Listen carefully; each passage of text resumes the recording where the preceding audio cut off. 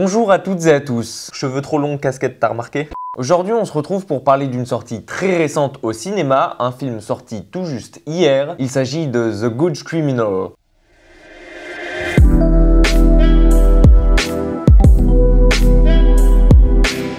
Dans The Good Criminal, on suit Tom, incarné par Liam Neeson. Il s'agit d'un ex-voleur, je dirais même plus, un ex-braqueur de banque très recherché et qui est tombé amoureux. Pour avoir bonne conscience et pour commencer une relation sur de bases saines et non sur un mensonge, il décide d'abandonner son ancienne vie au profit de sa femme et même de rendre l'intégralité de ce qu'il a volé au FBI. Seulement, tout ne va pas se passer comme prévu. Les deux flics ripoux en charge de l'enquête vont vouloir garder l'argent pour eux et le faire disparaître, ce qui va l'emmener à devenir un fugitif malgré lui. Alors quand j'ai vu la bande-annonce de The Good Criminal, je dois avouer qu'au départ j'étais sceptique. Sceptique à l'idée de retrouver encore Liam Neeson dans le même rôle, ce qu'on voit un peu depuis ces dernières années. Un acteur avec un talent immense et qui est cantonné depuis une dizaine d'années au rôle du style Taken.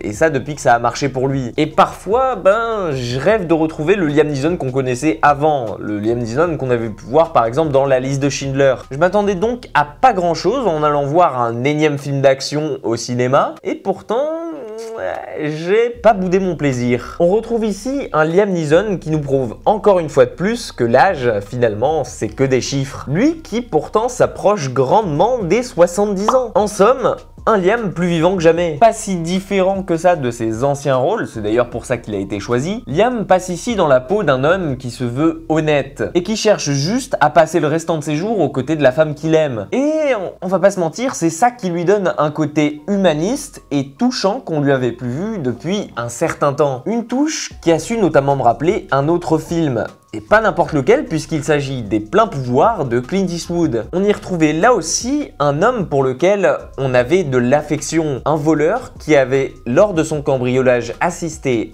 à un meurtre et devait faire face à un lourd dilemme. Fermer les yeux et tourner la page, ou bien révéler son activité au grand jour et se rendre pour pouvoir témoigner contre le président des États-Unis. Beaucoup de ressemblances donc entre nos deux acteurs pour le choix de leur film. Bref, que ce soit pour ça, pour son scénario haletant ou pour son duo formidable qu'il forme avec Kate Walsh à l'écran, je ne peux que vous conseiller de filer au cinéma voir The Good Criminal. Un très bon film d'action bien sympathique qui est d'ailleurs réalisé par Mark Williams, que vous connaissez probablement pour être le créateur de la série Ozark. Pour moi, la vidéo touche désormais à sa fin. Pensez à vous abonner si ce n'est pas déjà fait, ça serait incroyable de votre part. Et quant à moi, il ne me reste plus qu'à vous souhaiter une très bonne journée. Prenez soin de vous et à très vite pour une prochaine critique.